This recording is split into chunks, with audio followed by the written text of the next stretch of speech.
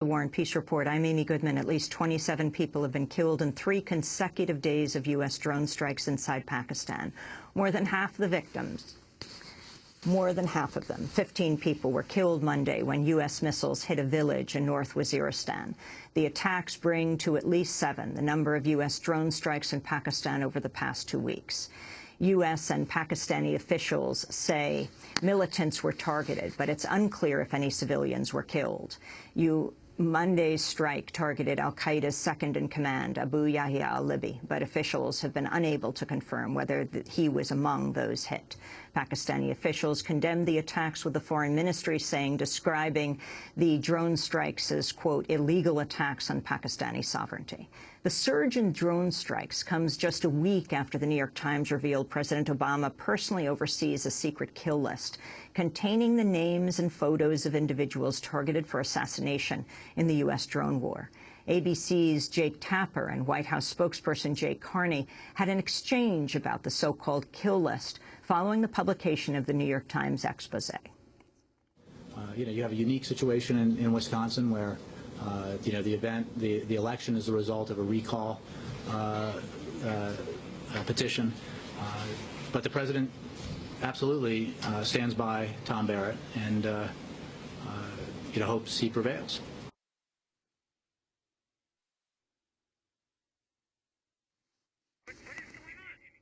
White House spokesperson Jay Carney responding to questions from ABC's Jake Tapper. Well, to find out more about the implications of the increase in drone attacks, we go to London to talk to Chris Woods, award-winning reporter with the Bureau of Investigative Journalism in London. He leads the Bureau's drones investigation team. Welcome to Democracy Now!, Chris. Can you tell us what's been happening in Pakistan, what you understand? The last 2 weeks, as you mentioned, Amy, has seen a really significant rise in the number of U.S. drone strikes taking place in Pakistan. We have that number at 8, I think, since May 24th. That compares to 16 strikes in the entire period from January through May. So it gives you an idea of how rapidly those drone strikes have again escalated inside Pakistan. Most of those strikes appear to have been targeting not al-Qaeda, but groups allied to the Afghan Taliban fighting the insurgency across the border. A number of those strikes have targeted infrastructure that is, shall we say, unusual. We saw a mosque hit a couple of days ago. That was widely reported. On Sunday, funeral prayers for a victim of a previous drone strike were attacked by U.S. drones. And there have been 2 reports, we're trying to get more information on these, of possible strikes on rescuers attending the scene of previous CIA attacks. As I say, that's something we're still trying to confirm, but it does indicate not just a significant rise in the number of CIA strikes in Pakistan, but an aggression to those strikes that we really haven't seen for over a year. I want to go back to the correct clip of ABC's Jake Tapper questioning White House spokesperson Jay Carney. Jay Carney responding to his questions after the New York Times revealed the so-called kill list. I don't have the assessments of civilian casualties. I'm certainly not saying that we live in a world where the effort in a fight against al-Qaeda, against people who would, without compunction, murder tens of thousands, if not millions, of innocents. I'm talking about the innocent people that the United States kills. If the assumption that if you are with a terrorist when a terrorist gets killed, the presumption is that you are a terrorist as well, even if we don't even know who you are. Right? Isn't that part of the reason you're able to make these assertions? I am not going to get into the specifics of the process by which these decisions are made. Chris Woods, your response. I think Jake raised a really important point at that White House press briefing. The New York Times has made clear that the U.S. seems to be following a policy where all adult males in Waziristan would appear to be fair game. Now, they've indicated through that article and through other means that so-called terrorists who are being killed in CIA signature strikes can posthumously be reclassified as civilians. We're not even seeing evidence of that. Almost a year ago, the Bureau presented to the CIA the names of 45 civilians we were sure that they had killed in Pakistan over the previous year. To my knowledge, they've never acted on that information and continue to assert that all of those people that they've killed were civilians. And in fact, in that New York Times piece last week, I think U.S. officials are still claiming that the number of civilians that have died in Pakistan during President Obama's time in office is in the single digits, is under 10. Now, it's our understanding that perhaps 200 civilians have died in Pakistan, including at least 60 children. So the gulf between the media's understanding and researchers' understanding of what's taking place in Pakistan and what the CIA and the White House continue to claim is actually growing bigger, not smaller. Can you talk about the difference in reaction in Britain and the United States? I mean, was this big headlines what has come out in the United States? It's not really known very much among the general population, but it was a big story in the New York Times about the kill list.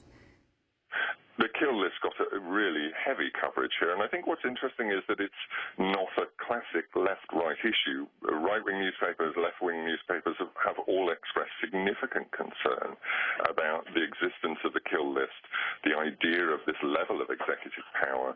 And I think also questions are starting to be asked here now because the UK is a partner with the US in its drones program. UK drones pilots sit alongside US pilots and navigators at Creech in Nevada. And I think some here are now saying, well, have the British adopted this definition of civilian? The UK has claimed very low numbers of civilians killed in its conventional drone strikes in Afghanistan. And I think that is something that we want to start looking at here in the UK. Has this creeping redefinition of civilian crept over into NATO operations outside of Pakistan and Yemen? And I think that's something we're going to be taking a good look at in the next few weeks. Appearing on MSNBC over the weekend, Democracy Now! Correspondent, the nation's national security correspondent, Jeremy Scahill, caused a stir when he said drone strikes that kill innocent civilians amount to murder. This is where Jeremy explains why. Another guest, Colonel Jack Jacobs, briefly interrupts him.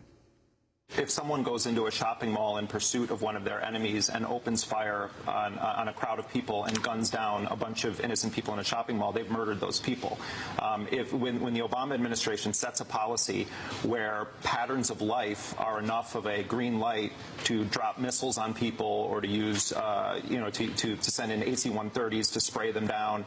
But that wasn't the case here. You're talking about a targeted person here. No. That's not. But if you go to the village of Al-Majla in Yemen, where I was, and you see the unexploded cluster bombs, and you have the list and photographic evidence, as I do, of the women and children that represented the vast majority of the deaths in this first strike that Obama authorized on Yemen, those people were murdered by President Obama on his orders because there was believed to be someone from al-Qaeda in that area. There's only one person that's been identified that had any connection to al-Qaeda there, and 21 women and 14 children were killed in that strike. And the U.S. tried to cover it up and say it was a Yemeni strike, and we know from the WikiLeaks cables that David Petraeus conspired with the president of Yemen to lie to the world about who did that bombing. It's murder it's mass murder when you say we are going to bomb this area because we believe a terrorist is there, and you know that women and children are in the area. The United States has an obligation to not bomb that area if they believe that women and children are there. I'm sorry, that's murder. That was Jeremy Scahill on MSNBC's Up with Chris Hayes. Chris Woods, your response. Would you call it murder?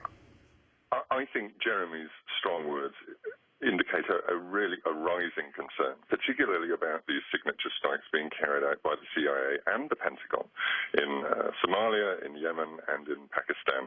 And it's not just Jeremy who's speaking out about this. We've had Michael Hayden, former director of the CIA, who introduced drone strikes, Robert Grenier, former head of the Counterterrorism Center at CIA when the drone strikes began, and Dennis Blair, who was the former director of national intelligence for the United States. All three of these very central characters have all made strong noises in the last few weeks saying we are concerned about this policy, we're worried that it's getting out of control, we're worried that it's not achieving what it's supposed to be doing and may actually be making matters worse.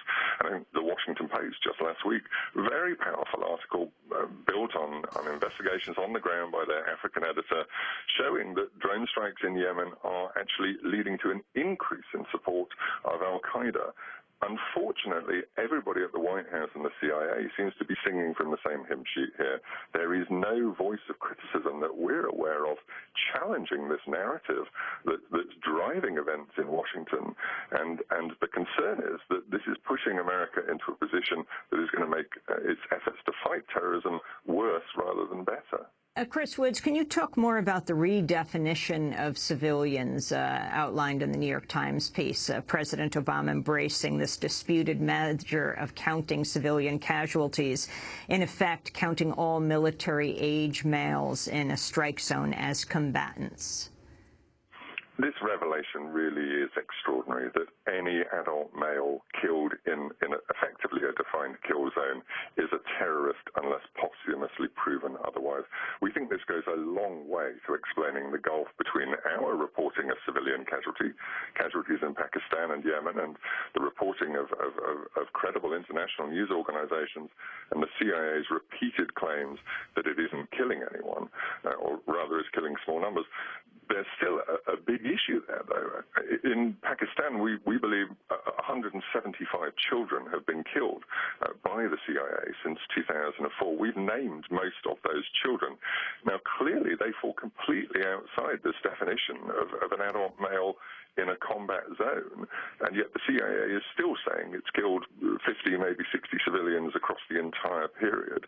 Many women, too, have died, and we've reported on that and, where possible, tried to report the names. So this suggestion that the definition of civilian has been really radically tightened up, I still don't think is explaining why the CIA is not classifying people who are clearly civilians as such.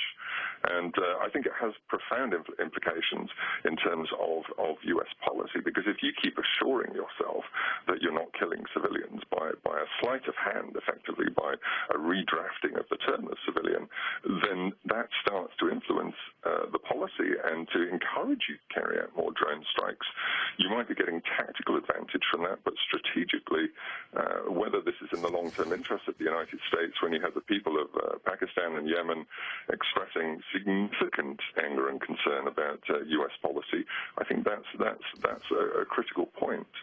Chris Woods, I want to thank you for being with us, award-winning reporter with the Bureau of Investigative Journalism in London, leading the Bureau's drones investigation team. This is Democracy Now! Back in a minute.